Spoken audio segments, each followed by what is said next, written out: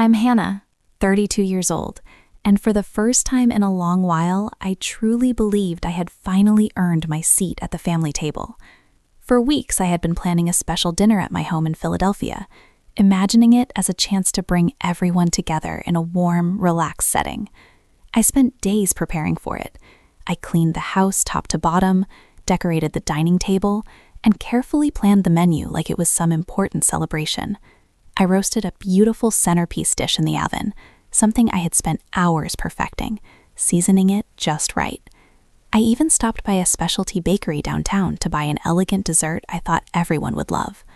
I wanted the night to feel meaningful, like a moment where we could reconnect as a family. But the second we all sat down at the table, everything shifted. My father leaned back in his chair with that familiar look of amusement he sometimes gets when he's about to say something cruel disguised as a joke. His voice carried across the table, dripping with sarcasm. "Still living off us, huh?" he said loudly, making sure every single person in the room heard him. For a brief moment, the entire dining room fell silent. Then my mother burst into laughter. It wasn't a warm laugh either. It was sharp and biting, the kind that cuts deeper than shouting ever could. My sister Nicole exchanged a quick glance with her husband Brandon, both of them smirking as if they shared some private joke at my expense. Even my 6-year-old niece Chloe, sitting at the end of the table with her tiny fork in her hand, looked confused by the tension suddenly filling the room. The roast I had worked so hard on sat untouched in the center of the table. The dessert box stayed closed on the counter. I could feel my face burning while their laughter hung in the air. It felt like every chuckle was another reminder that they still saw me as some kind of failure, like I was the same kid who depended on them instead of the woman who had spent years building her own life. I didn't argue with them. I didn't raise my voice. Instead, I quietly pushed my chair back from the table. The legs scraped loudly against the hardwood floor, the sound cutting through the room louder than their laughter. I stood up, grabbed my coat from the back of the chair, and walked straight toward the door. Behind me, I could still hear their voices continuing the conversation as if nothing had happened. I stepped outside into the cool Philadelphia night and kept walking. But something inside me broke that evening. Or maybe it finally woke up. I wasn't going to pretend that moment didn't happen. I wasn't going to keep swallowing their insults like I always had. For the first time, I started asking myself a serious question. What could I do to finally make them realize I wasn't the one depending on them? Before we keep going, tell me what time it is where you're watching from and which city you're in. I read every comment, and honestly, it means a lot to see just how far these stories travel. Now, let me explain why that dinner hurt so much. I've always taken pride in being independent. I'm a graphic designer here in Philadelphia, running my own freelance business. It's not the flashy kind of career people brag about at parties, but it's stable and it pays the bills.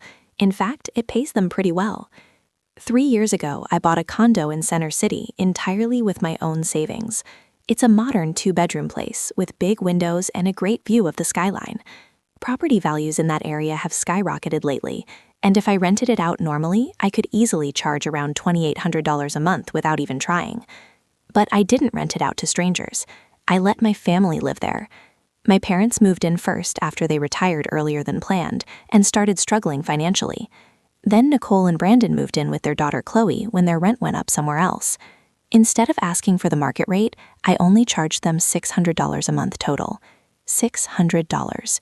I convinced myself I was doing the right thing. I told myself I was helping them stay together as a family while keeping everyone close to me. At the time, it felt generous. Looking back now, that decision might have been my first real mistake. My family has always had a way of making me feel like I somehow fall short of their expectations. Growing up, Nicole was always the golden child. She was the straight-A student, the cheerleader, the one teachers praised and relatives bragged about during holiday dinners.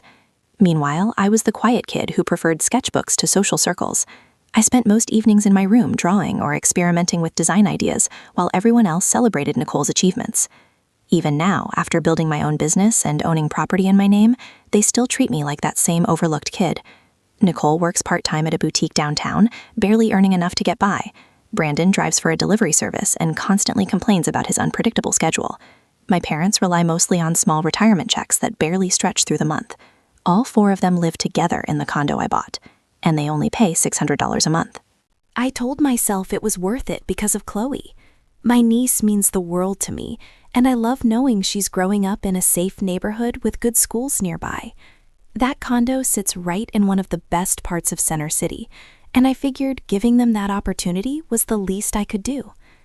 Even when my accountant warned me that I was losing thousands of dollars every year by charging so little, I ignored the advice. Last month, I even decided to surprise everyone with a special gift. I spent hours designing custom artwork for each family member. I created framed prints with their names integrated into the design, along with color schemes that matched their personalities.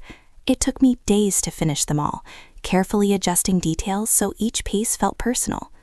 When I finally delivered them to the condo, I felt genuinely excited. I thought maybe this would be one of those moments where they realized how much I cared. But their reactions crushed that hope almost immediately. My mother glanced at her print, mumbled a quick thanks, and set it down on the kitchen counter without another word. My father didn't even bother opening his frame. Nicole said she'd hang hers in Chloe's bedroom, but later I spotted it shoved into a closet, still wrapped in plastic. Brandon barely reacted at all. He just nodded like I had handed him a grocery receipt. Chloe was the only one who showed any real excitement. She wrapped her arms around me and said she wanted to hang hers right above her bed. That tiny moment of happiness from her was the only thing that stopped me from breaking down right there. But the issue wasn't just the gifts. It was the constant feeling that my family believed I owed them something. Nicole regularly drops hints about how tight money is, or how exhausting life feels for her and Brandon. My father always jumps in with comments about how I should remember everything they sacrificed while raising me, like the art classes they paid for when I was a teenager. My mother usually stays quiet during those conversations, but when she does speak, it's almost always to praise Nicole, her parenting, her job, her personality. Meanwhile, I'm working late nights, meeting deadlines, managing demanding clients, and building a business from scratch. Yet they act like I'm just drifting through life. At some point, I started wondering whether they actually respected me at all, or if they simply saw me as the family ATM. I did try to address it once. A few weeks ago, I met Nicole for coffee and casually brought up the condo. I mentioned what similar places we're renting for in Center City, hoping she might recognize how much I was helping them. She laughed like it was some kind of joke and told me I was lucky to have family willing to live in my fancy place. Brandon overheard part of the conversation and added a sarcastic comment about how I'd never manage without their support. Support. The word stuck in my head like an insult. Because the truth was obvious. I was the one supporting them. I was the reason they could afford to live in one of the most expensive neighborhoods in Philadelphia. But in that moment, I didn't argue. I just let it slide, told myself it wasn't worth the fight. But deep down, I knew something was off. They weren't grateful, they were entitled. I started paying closer attention. Little things added up. Nicole would post about her perfect life online, showing off the condo like it was hers. She'd tag designer brands, acting like she could afford them, when I knew she was barely paying her share of the rent. My dad would call to ask for a little extra for repairs, but I'd find out later the condo was fine. They just wanted cash. My mom never backed me up, always siding with Nicole like I was the one asking for too much. It was like they thought I owed them that condo, that I was supposed to keep handing over my hard-earned money because we're family. I confided in my boyfriend Tyler about it one night. He's 33, a marketing consultant who's always had my back. We've been together 2 years, and he's seen how my family treats me. He didn't sugarcoat it. "Hannah," he said, "they're taking advantage of you. You're not their landlord, you're their bank." His words hit hard. I'd been telling myself I was helping out, keeping the peace. But Tyler was right. I was letting them walk all over me. That realization burned, but it also lit a fire. I wasn't sure what I'd do yet, but I knew I couldn't keep playing their game. Every time I drove by that condo, I'd feel this knot in my stomach. It wasn't just about the money. It was about respect. I'd worked for everything I had, and they acted like it was theirs to take. I started thinking about what it'd be like to take it all back, to show them I wasn't the pushover they thought. A few days after I started questioning my family's entitlement, I got a call from Tara, a mutual friend who works with Nicole at the boutique. We weren't close, but she'd always been friendly enough. "Hannah, you need to hear this," she said, her voice tense. She'd accidentally seen a group chat on Nicole's phone when they were closing up the shop. Nicole had sent a message to a few friends bragging about how she was playing me. "Hannah's such a pushover." The message read, "We're living in her Center City condo for just $600 a month. A steal for a place worth almost $3,000. She's too naive to charge us more. We've got this in the bag. Tara forwarded me a screenshot, and I felt my stomach drop. The words stared back at me, cold and smug. My own sister laughing at how she was taking advantage of me. Tara apologized, saying she didn't mean to stir drama, but she thought I deserved to know. I thanked her, my voice steady, but inside I was reeling. Naive? A pushover? I'd been giving them a deal that saved them thousands every year, thinking I was helping family. Nicole's message wasn't just a betrayal, it was a slap in the face. She didn't see me as her sister, she saw me as a mark. I sat on my couch, staring at the screenshot, my anger building with every reread. My dad's lectures about gratitude, my mom's silence, Brandon's snide comments, they all clicked into place. They weren't struggling family members, they were users, and I'd been blind to it. I pulled up my condo's financials that night.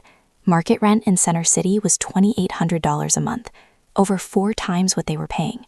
I'd been covering taxes, maintenance, even some utilities, all because I thought it was the right thing to do. But Nicole's words, "We've got this in the bag," changed everything. I wasn't their safety net. I was their cash cow. I decided right then, no more. They'd pay what the condo was worth, or they'd find somewhere else. I wasn't going to let them play me anymore. The next evening, I called them to the condo for a meeting. Nicole, Brandon, my dad, and my mom sat on the couch looking annoyed, like I was wasting their time. Chloe was at a friend's house, which was probably for the best. I didn't beat around the bush. "The rent's going up," I said, my voice firm. "Starting next month, it's $2,800. That's what the market demands. Pay it or you're out in 30 days.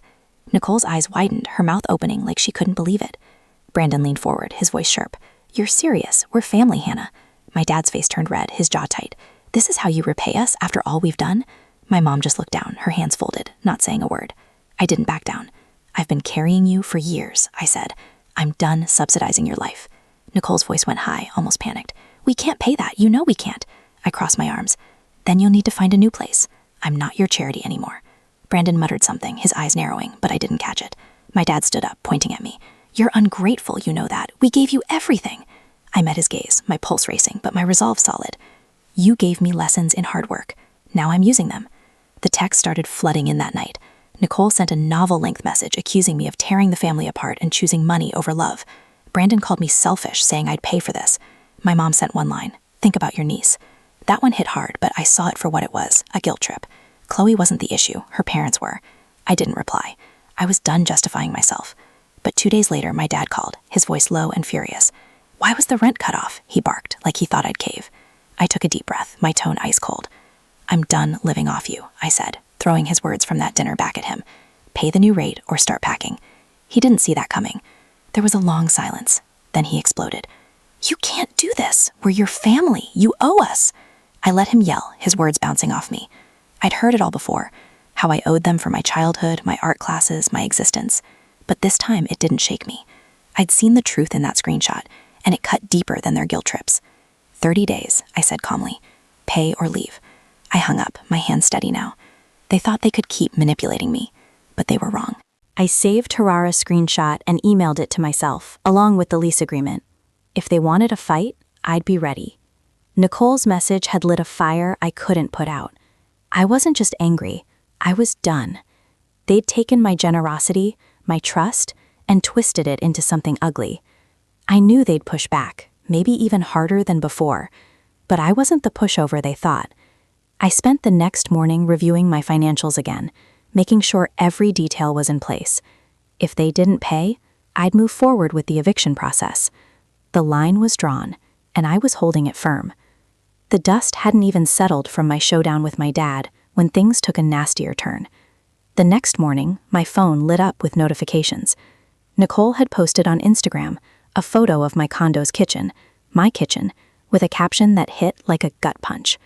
"My sister's turned into a greedy landlord," she wrote, "raising our rent to $2,800 just to squeeze us dry. So ungrateful." The post was public, gaining traction with likes from her friends and cousins I barely knew. Comments piled up. "That's heartless. Family doesn't do that. What a money grubber." I sat on my couch, scrolling, my chest tightening.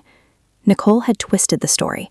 hiding how I'd let them live in my Center City condo for only $600 a month for years, saving them thousands. I didn't take the bait and comment. I knew arguing online would only fuel her narrative. Instead, I saved screenshots of the post and every comment, storing them in a folder for safekeeping. That evening, my phone buzzed with a text from a blocked number. "Push this further and your condo won't stay so perfect," it said. My pulse spiked. The message didn't name the sender, but I immediately thought of Brandon. His temper had always been short, and the way he'd sneered during our last meeting screamed bad news. I stared at the text, my anger mixing with unease. This wasn't just a tantrum. They were trying to bully me. I called my boyfriend Tyler, who was wrapping up a meeting downtown. I read him the text, my voice steady, despite the knot in my stomach. "They're lashing out because you stood up to them," he said, his tone calm but serious. "Don't let them rattle you, Hannah. You're doing what's fair." We talked for a while, and he urged me to keep records of everything. The post, the text, even our lease agreement. "They're playing dirty," he said. "You need to stay one step ahead." Tyler's support was my anchor. He'd seen my family's guilt trips firsthand, how they'd make me feel like I owed them everything. He offered to come over the next evening to help me plan my next move, and I felt stronger knowing he was with me. The following day, I went to the condo to address a maintenance issue. They'd reported a flickering light in the hallway. I let myself in, expecting to find someone home, but the place was quiet. My dad was likely at his part-time job. My mom was probably shopping, and Nicole and Brandon were out. Chloe was at school, leaving the condo empty. I replaced the light bulb in minutes, but as I passed through the living room, something stopped me cold. My cream-colored sofa had a bold, jagged scribble across one arm, drawn in black permanent marker. My heart sank. This wasn't a mistake. Someone had done this on purpose, a cheap shot to hit back at me. My mind went to Brandon, picturing him, fuming, marker in hand. Nicole might have been behind the post, but this felt like his kind of petty revenge. I snapped photos of the damage, my hands shaking with fury. That sofa was part of the condo's furnishings, worth $700. I sent the pictures to Tyler, who texted back, "That's low. You've got to act on this." I called a cleaning service right away, getting a quote of $200 to try removing the ink, with no promise it would work. Standing there, staring at the ruined sofa, I felt a fire ignite. They thought they could trash my property and scare me into backing off. They had no idea who they were dealing with. I wasn't just fighting for my condo. I was fighting for the years I'd let them walk over me. That afternoon, I met with my lawyer, the same one who'd helped me buy the condo. I laid out everything: Nicole's Instagram post, the threatening text, and the photos of the sofa. "This is deliberate," he said, reviewing the evidence. "The text could be seen as a threat, and the damage is clear. Bad faith. You've got a solid case for eviction if they don't pay the new rent." He cautioned that family disputes could get messy, but I was resolute. They crossed a line. I said, "I'm not letting this slide." He started drafting a formal eviction notice to be sent if they missed the $2,800 payment. It felt like loading a weapon I hoped I wouldn't have to fire. When I got home, my phone was still buzzing. My mom had left a voicemail I didn't play.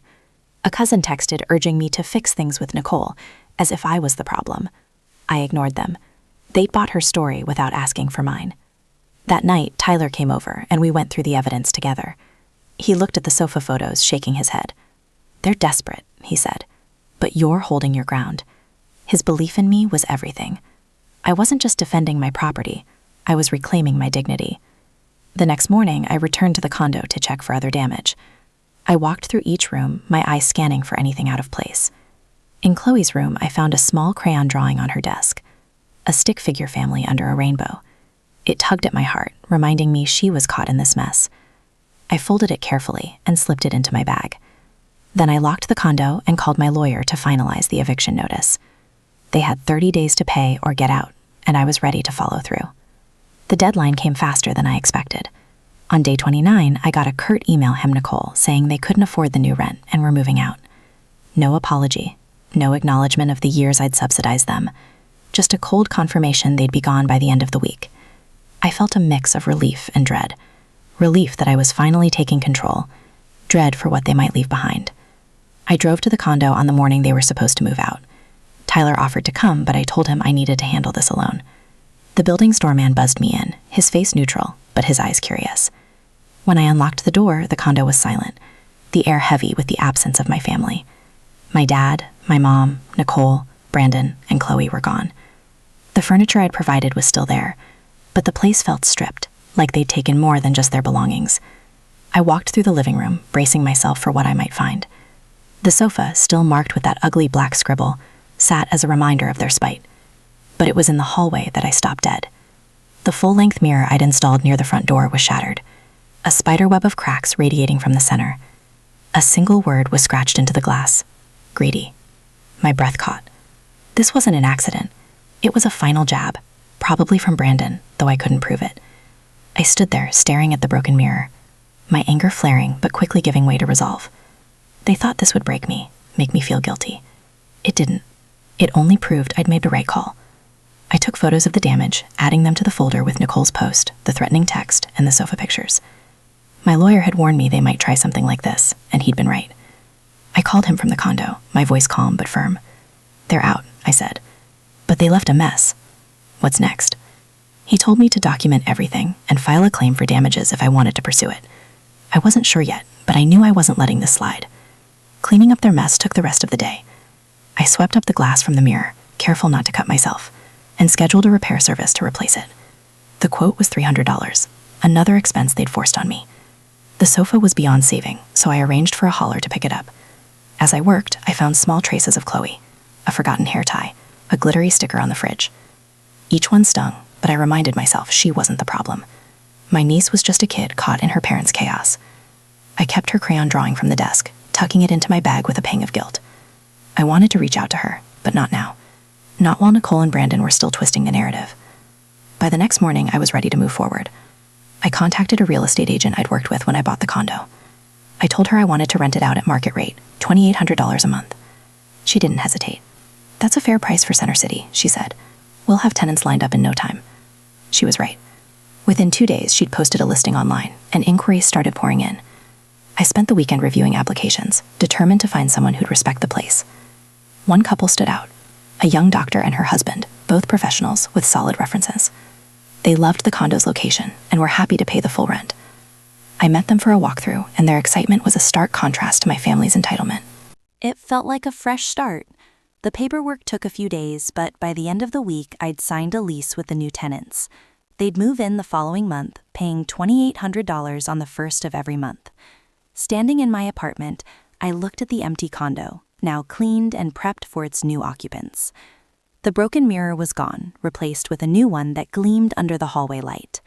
The sofa was hauled away, and I'd ordered a replacement, though I'd let the tenants choose their own if they wanted. For the first time in years, the condo felt like it was mine again, not a burden I was carrying for my family. I called Tyler that night to tell him the news. "You did it," he said, his voice warm with pride. "You took back what's yours." We talked about the future, our future, and how this was just one step toward building something new. He'd been my rock through all of this, and I knew he'd be there for what came next. I hung up feeling lighter than I had in months.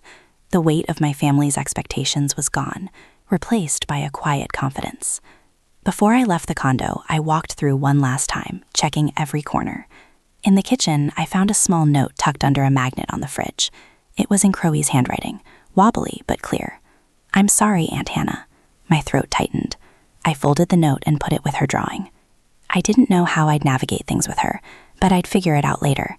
For now, I locked the door behind me and headed to my lawyer's office to drop off the damage photos.